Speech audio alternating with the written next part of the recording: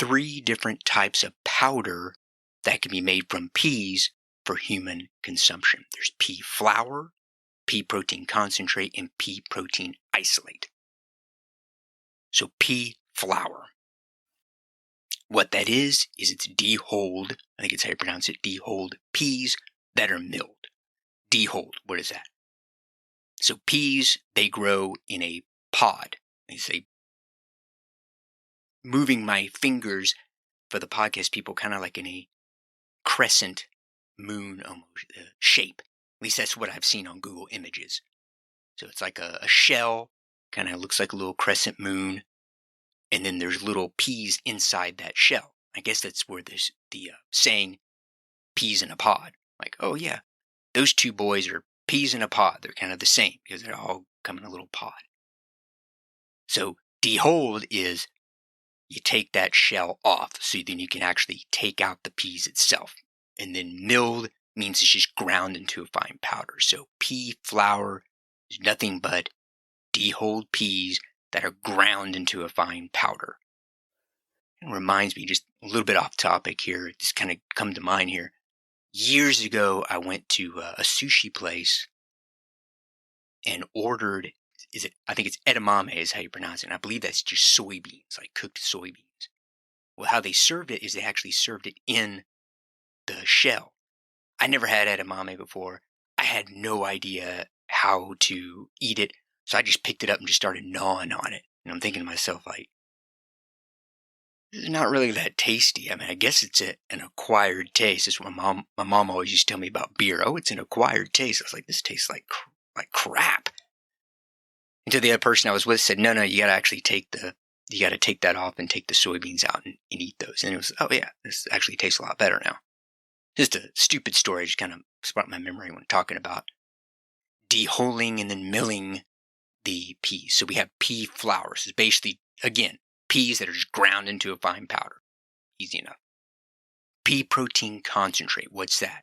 So we take the pea flour from the first example, and then it is dry filtered. So by dry filtered, the pea flour, I almost said the powder. I guess it is powder.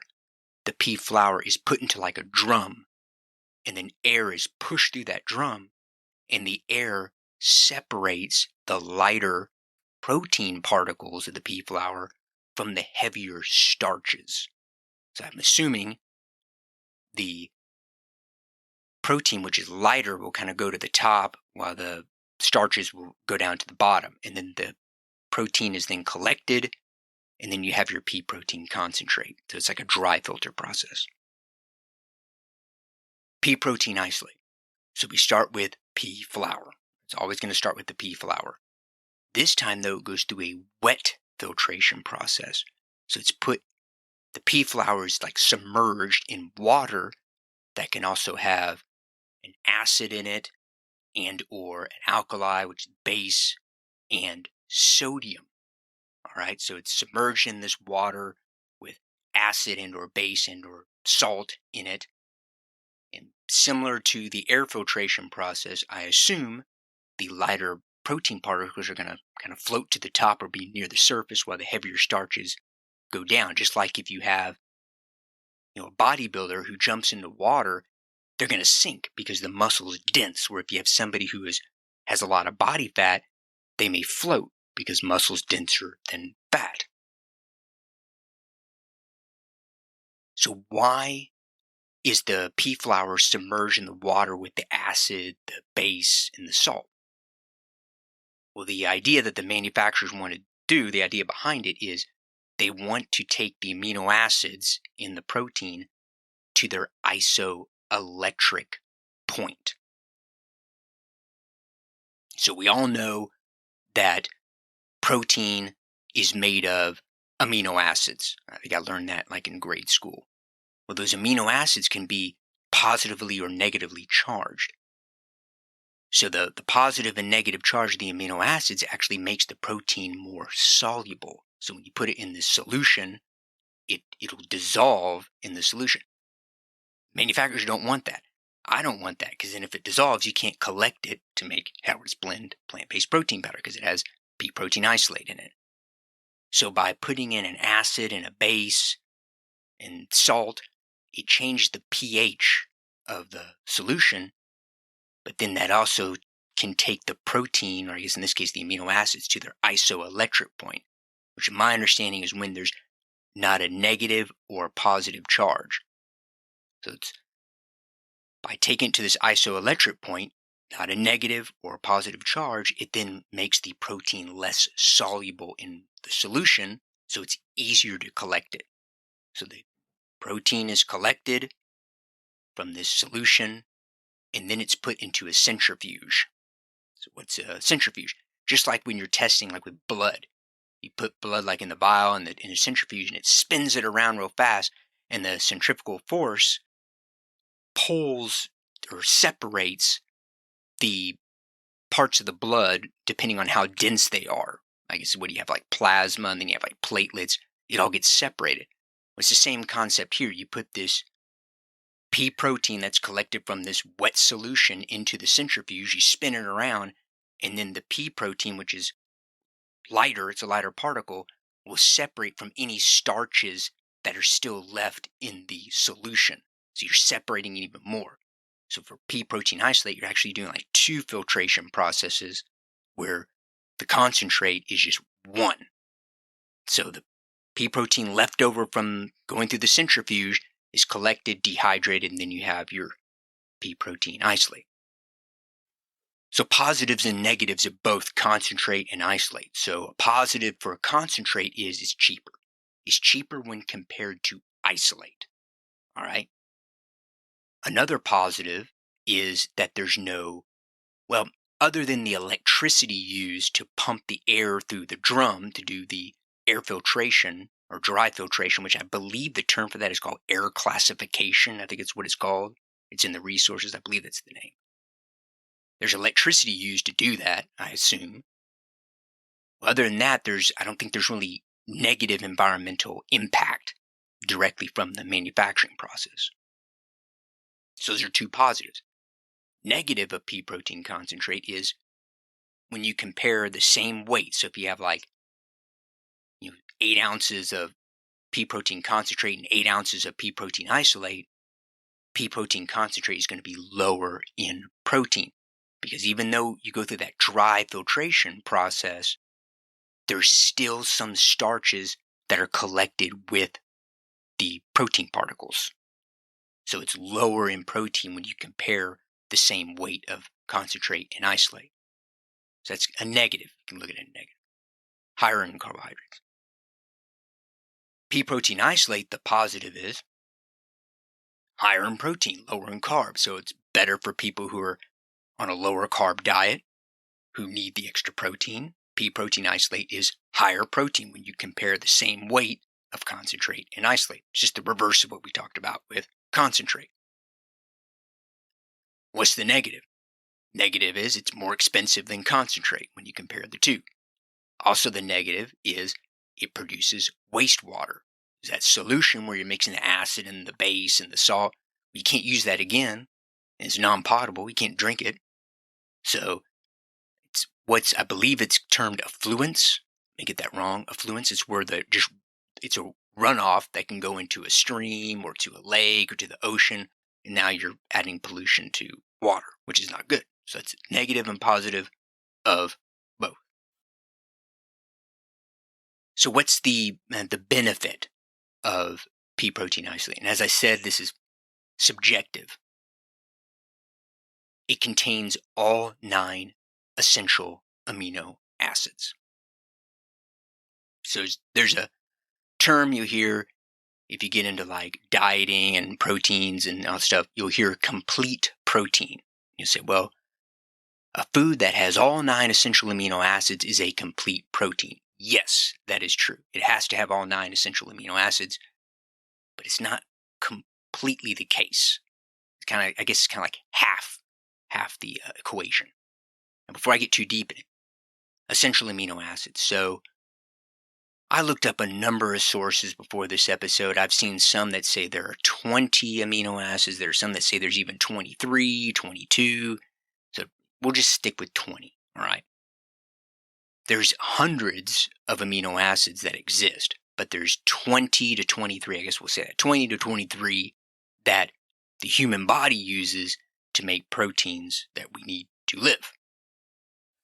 So 11 of those, and it varies. Sometimes there's what's called conditionally essential amino acids, but for the most part, for a healthy person, there is 11 non-essential amino acids. Non-essential meaning our body can make them. We don't need to eat food in order to make them. Although that's not really true. I know for one essential amino acid case, but it's kind of beyond the point of this episode. There's 11 that our body can make. The 9 left over are the essential amino acids. We need to drink Howard's Blend plant-based protein powder. We need to eat chicken or whatever, different vegetables, grains, whatever the case may be. We need to consume them in order for our body to then make the proteins that it needs out of those 9 essential amino acids. Like I said, there's conditionally essential. I forgot. I think there's like 2 or something that are conditionally essential, meaning that if you're sick, then they become essential. Our body can't really make them. All right, so back to the points, and we kind of covered the amino acids. Well, I guess one other thing, if you see like branched chain amino acids, which could be a whole other episode of the podcast, you'll see like a lot of supplements for branched chain amino acids. Well, the 3 branched chain amino acids, the isoleucine, leucine, and valine, those are 3 essential amino acids. Those are the 3 of the 9. So pea protein isolate has all 9 essential amino acids. However, there's a certain amount of each amino acid depending on your body weight. That's a big factor, like your body weight.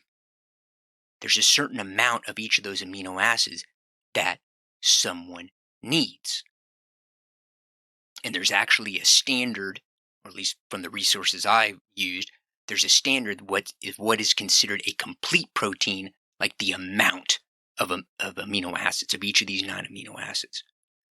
So pea protein I'm getting mixed up here. Pea protein has methionine, which is a essential amino acid, but it doesn't meet this level of this certain amount of methionine that is needed in order to consider it complete. So I have a chart here, so I'm going to show it and I'm going to explain it, because what I just said doesn't even make sense to me. And I got my reading glasses on because they're blue light blocking, because this light here to lighten it up it's blinding even at the low level, but it's kind of warped a little bit because these are actually for reading, not just staring.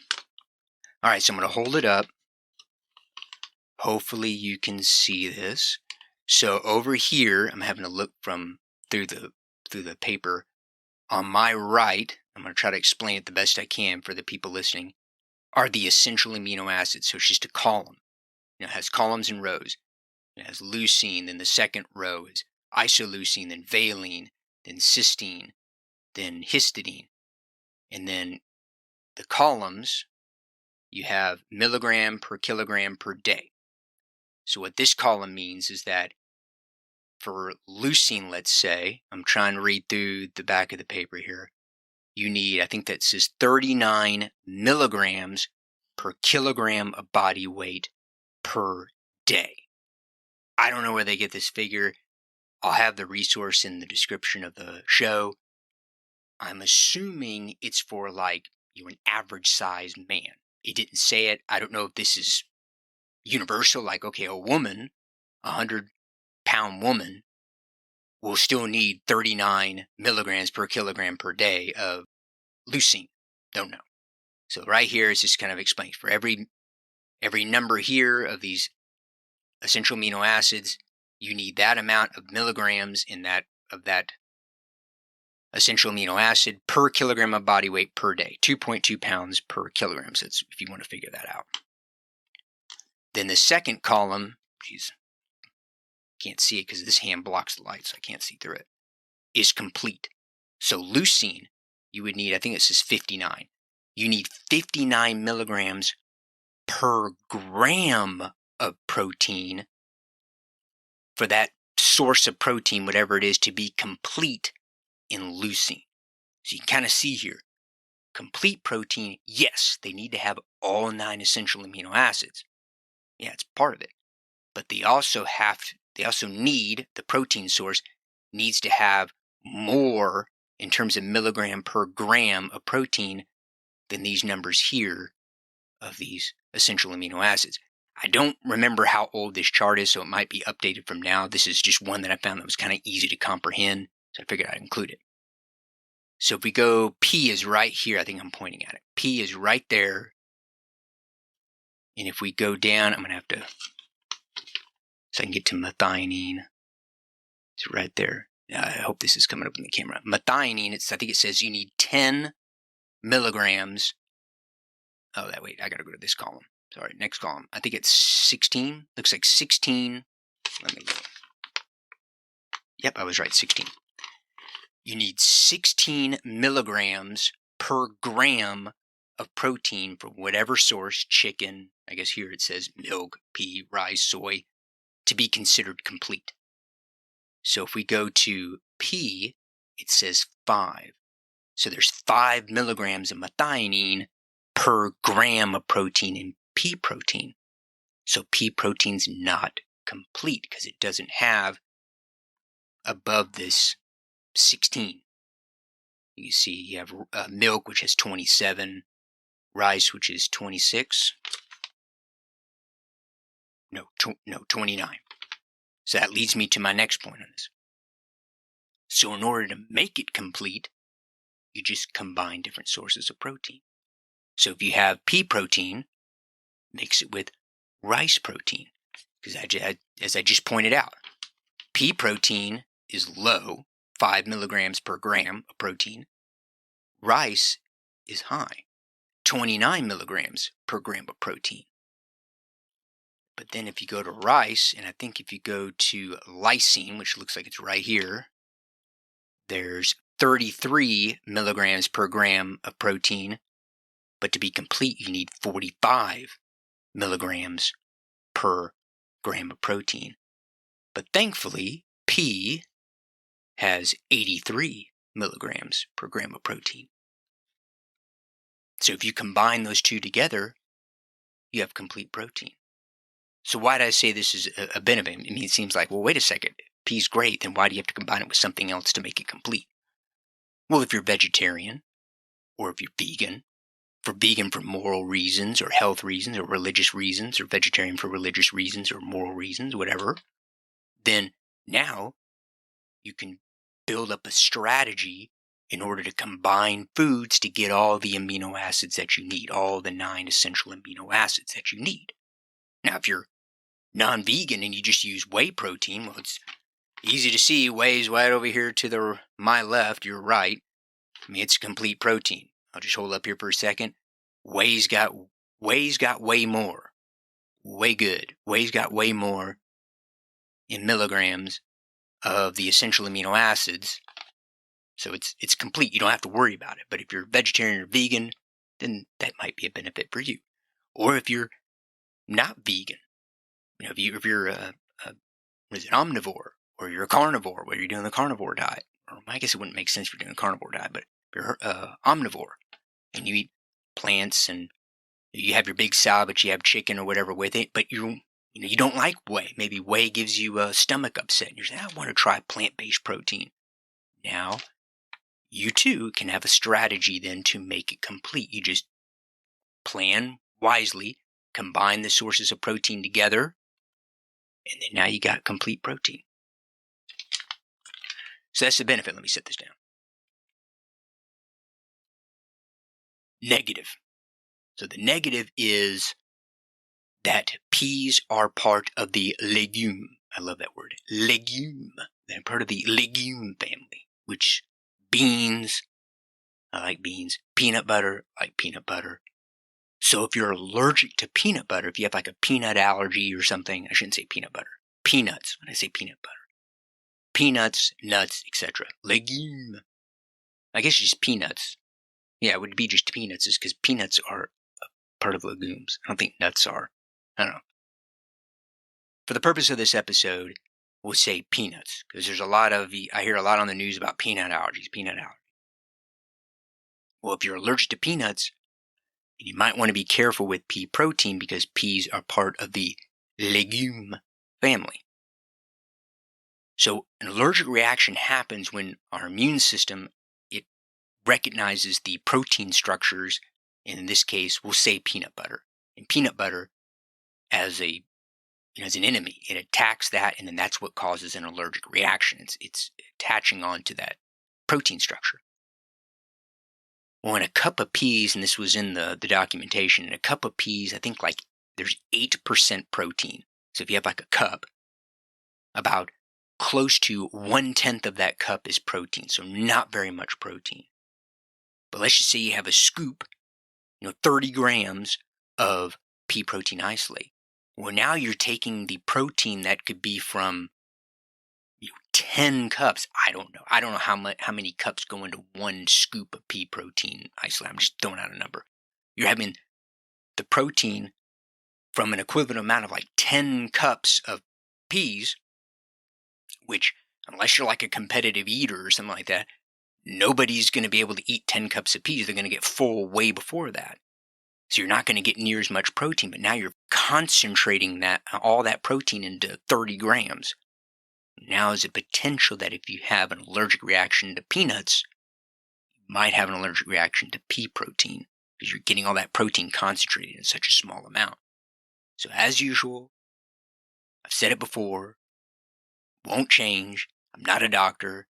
If you're going to think about using any supplements, even Howard's Blend, I suggest you check with a doctor first, because if you have a condition that you don't even think that's a problem, but you talk to your doctor and they're like, no, that could be a problem if you take supplements or whatever. You need to talk to your doctor first. Safety first, people. Talk to your doctor first before taking a supplement, because it could cause supplements. Some of them are very powerful. It could cause adverse effects, negative effects. We do not want that. So that's the negative. Just be conscientious. If you have peanut allergies, check with the healthcare professional before you start consuming pea protein. All right. The summary. Sum it all up. Kind of my thoughts. Essentially, why is pea protein like so prevalent in the protein powders? In fact, reading the documentation, I think it said soy was actually more popular or more widely used than pea. I guess if you're taking into account like the fake meats, what I call them, some of the fake meats use pea protein. Some of the fake meats use soy protein, etc. If you're taking the food industry as a whole, then yes, I guess then soy is still more popular. But if you're just looking at protein powders, I do not see a lot of soy protein being used. It's mostly pea protein. I've looked at a ton of different manufacturers. And supplement companies, protein powders, like vegan, and I see a lot of pea. That doesn't come out right. No, it didn't sound good at all. I see a lot. Yeah, you definitely don't want pea in your protein powder. I see a lot of pea protein being used. I haven't seen any soy protein being. I guess some of it, when they talk about soy, there's the whole issue of, well, it can cause a rise in estrogen, whatever. But I think the main reasons why I think it's prevalent with regards to protein powders is, one, is cheap. I know I said earlier, well, pea protein isolate is more expensive than pea protein concentrate. Well, that's if you're comparing the two together. I'm talking about if you compare it to other sources of vegan, plant-based protein sources or vegan protein sources, whatever you want to call it. Pea protein is relatively cheap. Part of the reason for that is because it's manufactured. There's a huge supply of it. So I think the documentation said it's cultivated in like 97 different countries.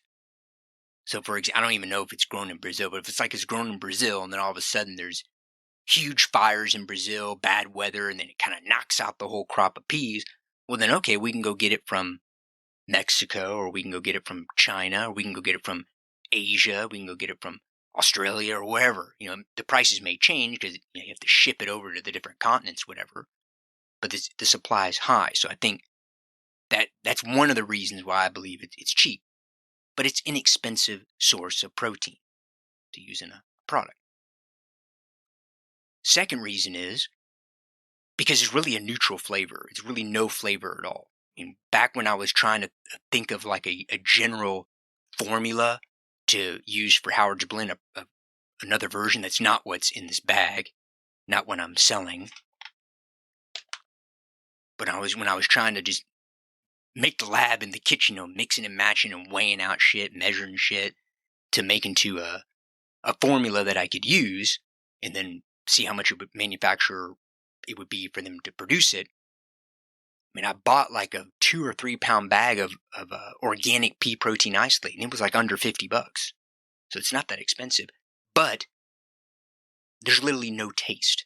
I mean, if you just taste it plain, it just tastes like you're drinking. It tastes like you're eating like ground up chalk. There's no taste to it, which is a benefit because then when manufacturers or flavor chemists, whatever, if they want to flavor it like a chocolate fudge flavored vegan protein powder or a carrot cake flavored vegan protein powder or birthday cake or whatever, it's easier to flavor it because there's no taste you have to mask. Unlike the next protein powder source we're going to talk about, which is hemp seed protein, which I've had that before. And just imagine you mow your lawn, you take the lawn clippings, you put it into a bottle or whatever, your Blendtec or was it Vita Life or VitaSure, whatever the Vitamix, that was it, Vitamix, blend it up and then you drink it. Imagine drinking that. That's exactly what hemp seed protein tastes like. But it's in Howard's Blend plant-based protein powder. So we will talk about that next time. There's nothing or very little to no flavor to mask. So it's easy to flavor. That's my opinion. And that's all for this episode. Thanks for listening.